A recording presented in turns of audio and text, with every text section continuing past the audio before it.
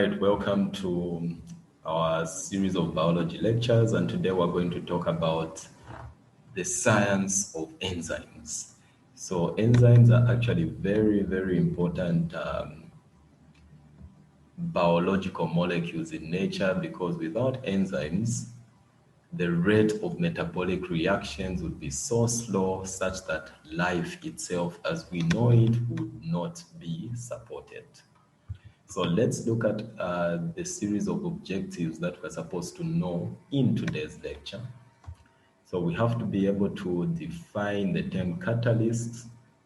We'll discuss the definition of what a catalyst is. We have to know what enzymes are made of, the importance of enzymes in living organisms, and the complementary structure and substrate specificity of enzymes and various factors that affect enzymes in nature. How does pH affect enzymes? How does temperature affect enzymes? How does substrate concentration affect enzyme activity? So this is what you're supposed to look forward to in this lecture. And by the way, this is a very important topic because biology is literally about proteins, enzymes, biomolecules. So this is a very, very important lecture. So just find time to watch this video adequately, understand the science of enzymes. All right, so what is an enzyme? So practically, an enzyme is something that's called a biological catalyst. So an enzyme is called a biological catalyst. Biological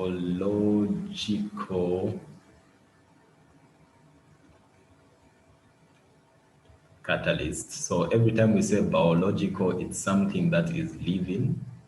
If you remember your topic 1 in biology, something that is living has to have the characteristics of living organisms.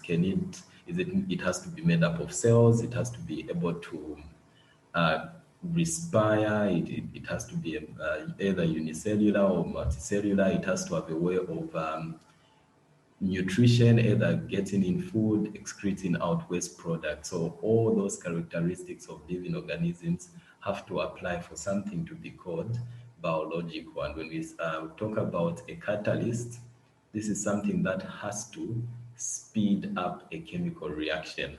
So it speeds up a chemical reaction without being changed in a chemical reaction. So that is the rule of an enzyme. An enzyme only serves to speed up the chemical reaction and it's not changed in a chemical reaction. So please always know that an enzyme is not changed by that chemical reaction. It just serves to speed up the rate of that chemical reaction. And you have to know that there are 100 of different enzymes, and these enzymes are substrate specific. We're going to know what a substrate is. We will later on discover that a substrate is a substance in which an enzyme acts upon. So for example, we're trying to link these two monosaccharides, glucose plus fructose. If I link these two monosaccharides together, glucose plus fructose, there should be an enzyme there that has to aid in this conjugation, in this joining, to form a disaccharide known as sucrose. So enzymes help in linking these two monosaccharides together. And an enzyme, and this type of reaction here is called an anabolic reaction.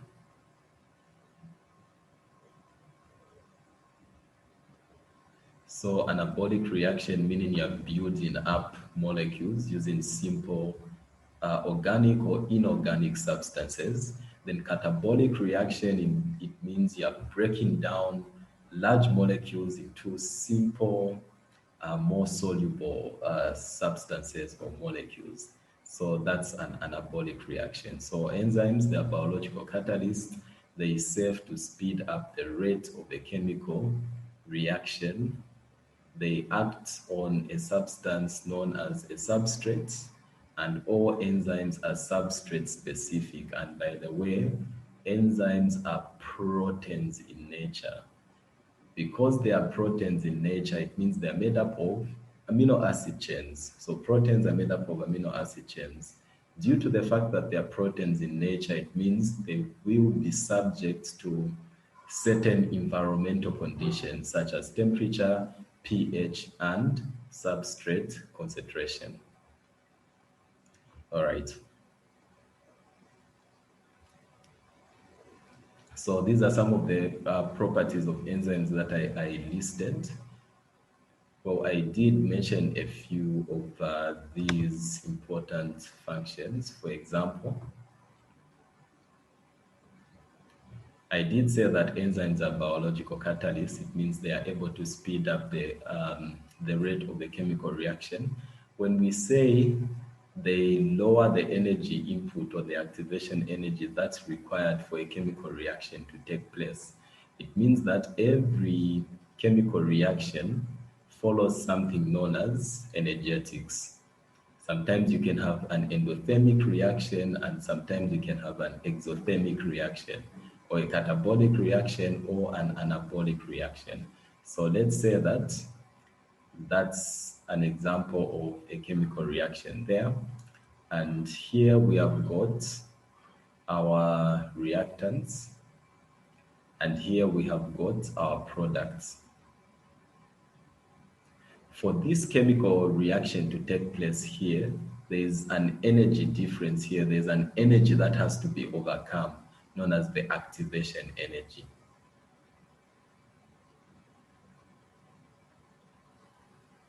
So if we have a certain reaction like that, that's going from reactants to products, and we need a certain activation energy to be overcome. If we lower this activation energy, it means the reaction is going to take place faster. And this is what enzymes do. They speed up the rate of a chemical reaction by lowering the activation energy that's needed for the reaction to take place. So they speed up the chemical reaction. They are proteins. Remember, I said proteins, meaning they are made up of amino acids. Very important here, they remain unchanged after the chemical reaction. So their structure, their structural integrity does not change after the chemical reaction. They are substrate specific, very important. An enzyme that's working in the digestive system, in a part like the stomach, is not going to work in an alkaline environment like the mouth. So enzymes are very, very substrate specific. An enzyme that's catalyzing reaction of proteins will not catalyze the reaction of breakdown of carbohydrates. An enzyme that's responsible for photosynthesis will not work for processes such as protein synthesis and DNA replication. So please, enzymes are very, very substrate specific. So enzymes, another important function is that they are reversible. So like I said, they can either build up or break down. Catabolic, anabolic, the reactions are reversible. And since enzymes are proteins in nature, like I said, they are subject to environmental, they are subject to environmental influence, for example, temperature differences and pH differences, as well as substrate concentration. All right. This is a rather interesting topic, one of my favorite topics in bio.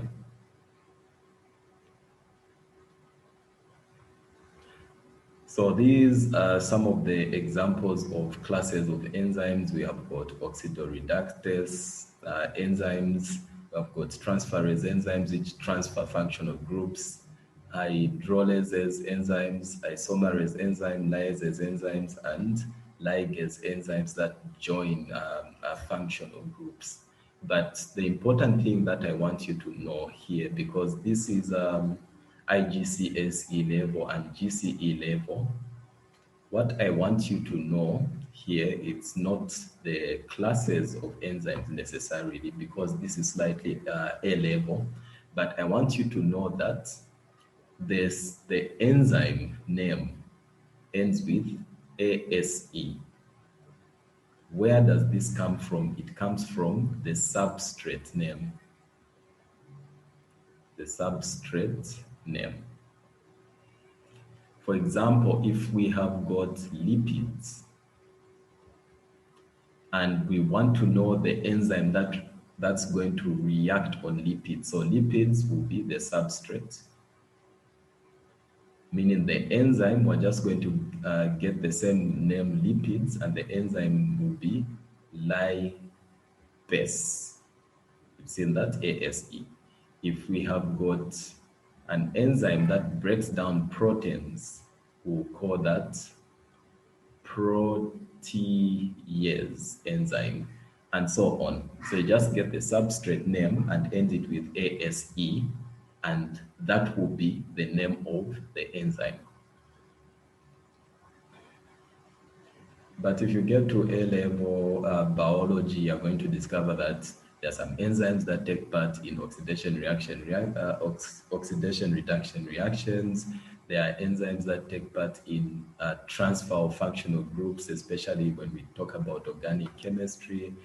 It gets much more interesting. But just remember that the enzyme gets its name from the substrate and ending it with ASE at the end. So this is what's called enzyme specificity, where an enzyme works in terms of a lock and key hypothesis.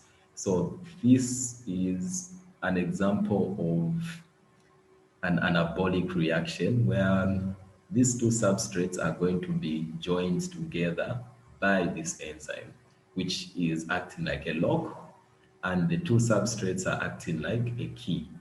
And there is a region called the active site of an enzyme where the catalytic process is going to take place.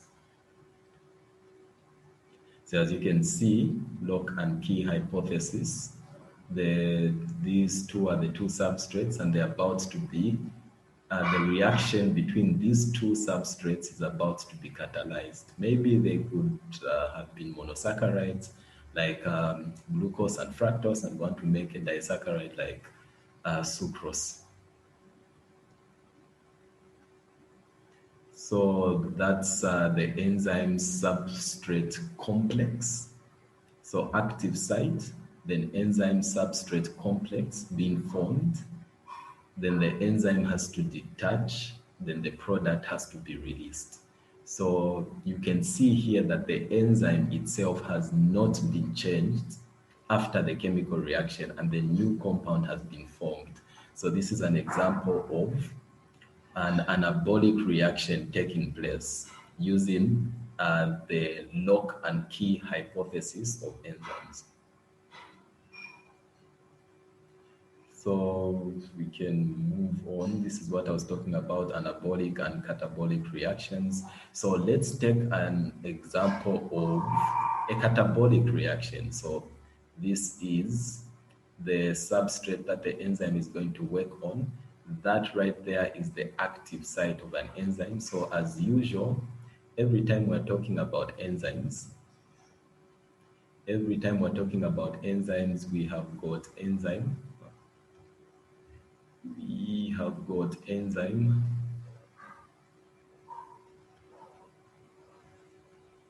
we have to have enzyme plus substrate forming an enzyme substrate complex. Then finally the release reaction, where the new compound detaches from the enzyme. So remember, so that's the active site of the enzyme. That's where the catalytic activity is going to take place.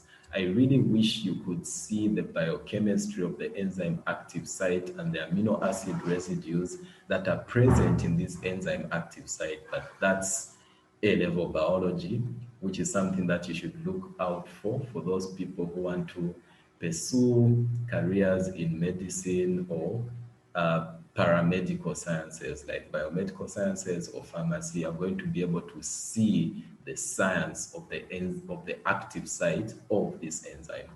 So this is a catabolic reaction where we are splitting the substrate into simpler substances. So that's the enzyme substrate complex being formed. And that's the final release reaction with these two new substances that have been formed. And the enzyme integrity has not been compromised. The enzyme is unchanged in this chemical reaction. All right, we already talked about properties of enzymes. They're specific, they're proteins in nature, etc. So these are just more diagrams to illustrate the lock and key hypothesis. Like I was saying, we have enzyme, substrate, and an active site. Then we have got an enzyme substrate complex. The integrity of the enzyme is not compromised, and the products are released after the chemical reaction has taken place. And this is what I was explaining about the activation energy. So without the enzyme,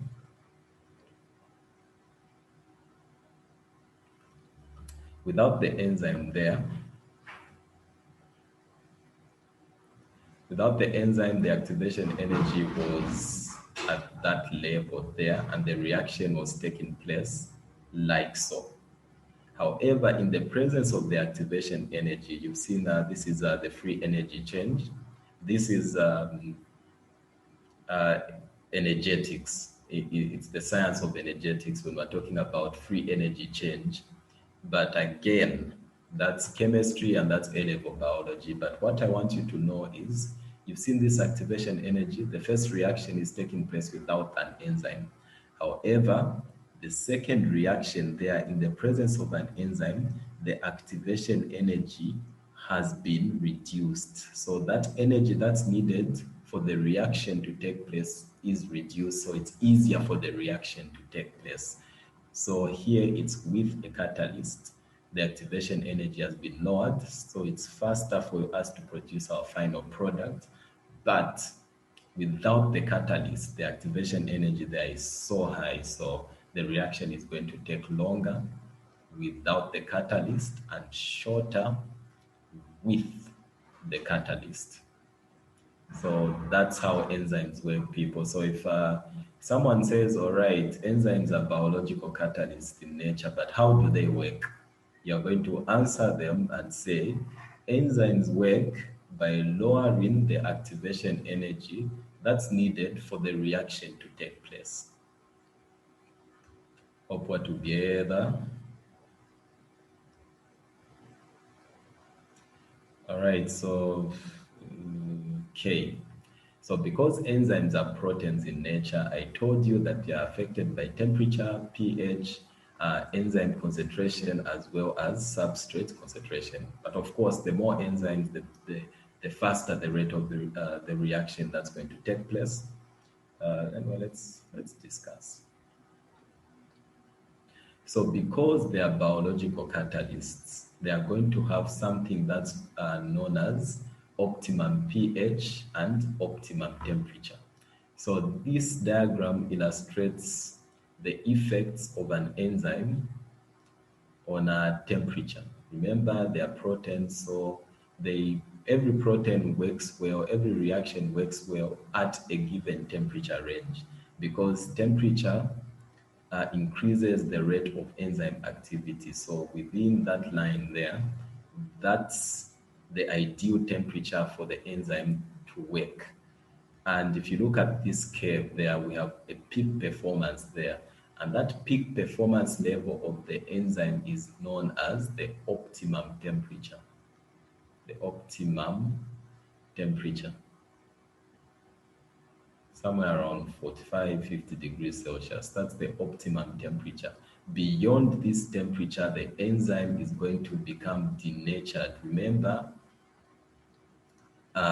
It's a protein, meaning it's made up of amino acid residues. And these amino acid residues, if you increase the temperature so much, it will affect the structural integrity of an enzyme. It's like, think of an enzyme like putting a plastic bottle in boiling water. That's the structure of the plastic bottle. Very nice, very solid, very regular in shape. But once you add it in boiling water, it's going to sort of shrink and it's going to become something that's weird and irregular. And it will change, temperature actually changes the active site. So if the active site is changed, it becomes irregular, distorted. That enzyme is not going to work on that substrate. So that's what denaturing means. Denaturing meaning you're changing the structure of the enzyme so much that it actually changes the active site, and that enzyme is not going to be specific towards that substrate. So that's how temperature affects the rate of enzyme activity, and that's the optimum temperature that's needed for an enzyme to work effectively. Beyond that, the active site is going to change, the enzyme is going to become denatured, and it won't be able to catalyze that substrate anymore. So this is a better diagram. See, above 40 degrees Celsius, the rate at which starch is being digested decreases as the enzyme becomes denatured. So starch is also known as amylase, meaning the enzyme that degrades starch is known as amylase. So this is what I was saying here. Properly working enzyme, the active site has been denatured by heat, meaning the active site has practically been changed by the heat, meaning this enzyme will not be able to catalyze the chemical reaction anymore. All right, so what about pH? So pH is just the degree of hydrogen ions or hydroxide ions that are present in a solution.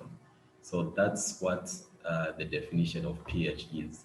So please, I know your high school teachers will tell you pH is the degree of hydrogen ions. That's wrong, because pH means hydroxide ions or hydrogen plus ions.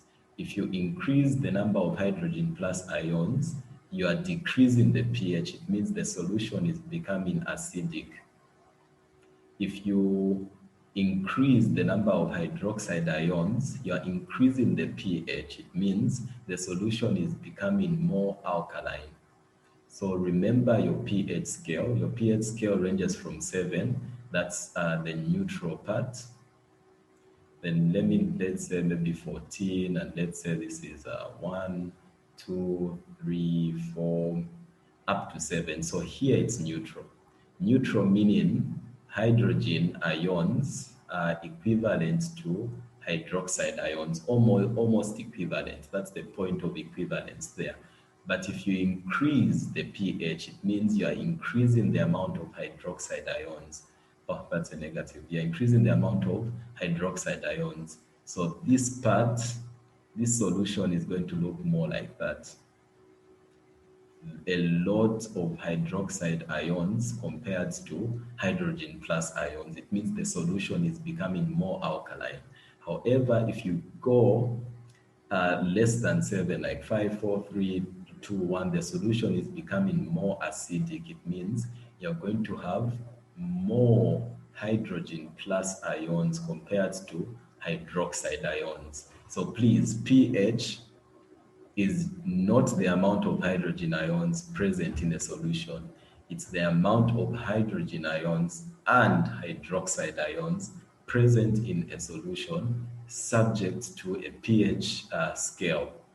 7 being neutral, greater than 7 being alkaline, less than 7 being acidic, and you have to know the concepts. If it's above 7, it means that that solution has more hydroxide ions.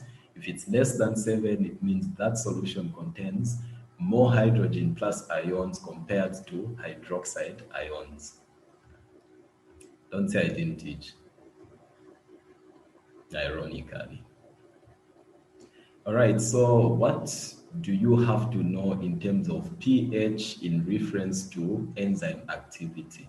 A good example of the nature of pH and enzyme activity comes from digestive enzymes. Digestive enzymes are very pH specific. An enzyme that works well in an alkaline environment will definitely not work in an acidic environment. For example, we have an enzyme known as salivary amylase, that enzyme that breaks down starch to some disaccharides that will be further digested in the duodenum in the digestive system. This salivary amylase it's very alkaline. The mouth is alkaline, it's not acidic, meaning this enzyme works optimally in an alkaline environment. But let's take an example of an enzyme known as pepsin. By the way, pepsin comes from the enzyme known as pepsinogen. So every time you see this GEN at the end of an enzyme, pepsinogen, fibrinogen, it means that enzyme is in an inactive state, meaning there needs to be a substance present that's going to be able to activate this enzyme. And for pepsin, that substance is hydrochloric acid. So in the presence of hydrochloric acid, pepsinogen is activated to pepsin. And pepsin is going to break down proteins into peptides, which are smaller chains. So this pepsin enzyme works well in an acidic environment. However, the final degradation of proteins happens in the upper part of the alimentary canal, where the pancreas releases an enzyme known as trypsin, which works best in an alkaline environment. And this trypsin is going to break down the peptides finally into amino acids. So that's how pH affects enzyme activity. Those enzymes that work well in an acidic environment will not work well in an alkaline environment. And those enzymes that work best in an alkaline environment will not work well in an acidic environment. So there's an optimum pH and an optimum pH that's either alkaline and an optimum pH that's acidic or acidic, depending on the nature of the enzyme and its anatomic position within the body. Is it in the oral cavity? Is it in the stomach? Is it in the colon? Is it in the intestines? Etc. etc. So I talked about the pH scale. That's another pH scale, or enzymes that have an optimum pH in which they can react. I have discussed the major digestive enzymes, those that work well in an acidic environment and those that work well in an alkaline environment.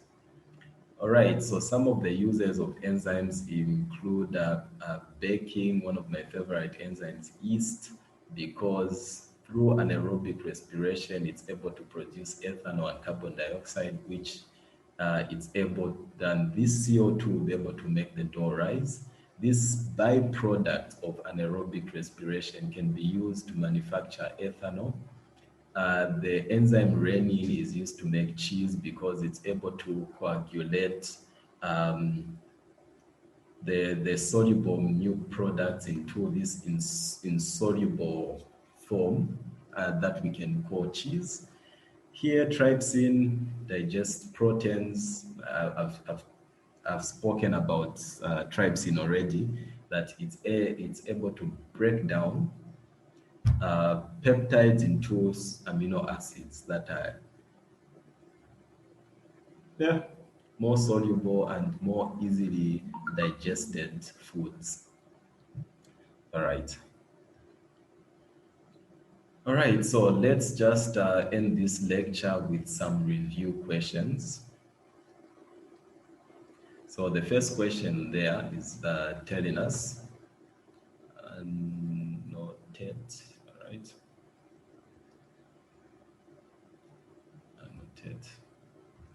So enzymes are A, proteins, lipids, carbohydrates, a combination of these. So in the lecture slides, we say that enzymes are biological catalysts, and by nature, these enzymes are proteins in nature. So the answer there is proteins in nature. Let's move on to number 2.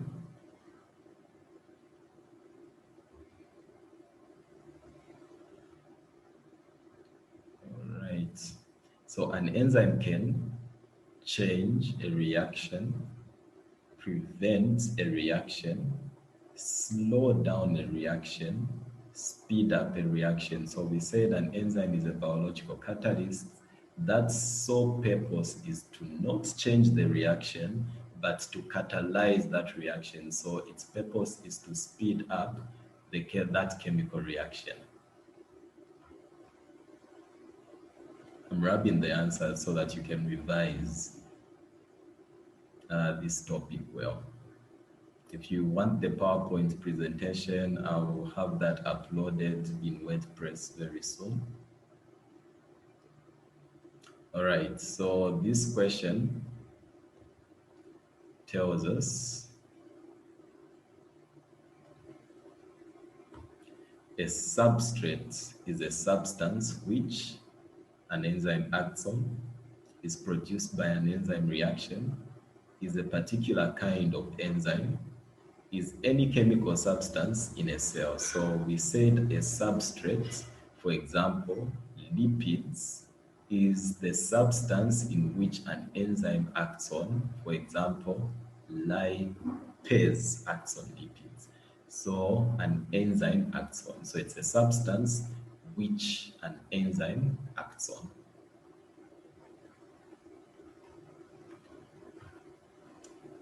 All right. An enzyme can combine with different substances. That's wrong because we said an enzyme is very substrate specific. Form different kinds of end products. No, it can either be an anabolic or catabolic reaction, and it's substrate specific. Functions at a temperature above 90 degrees Celsius, proteins will definitely be denatured.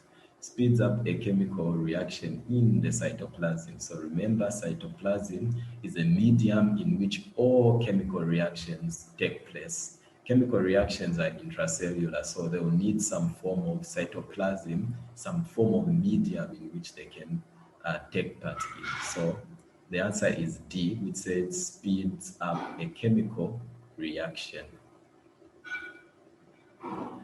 Let's move on to the next question.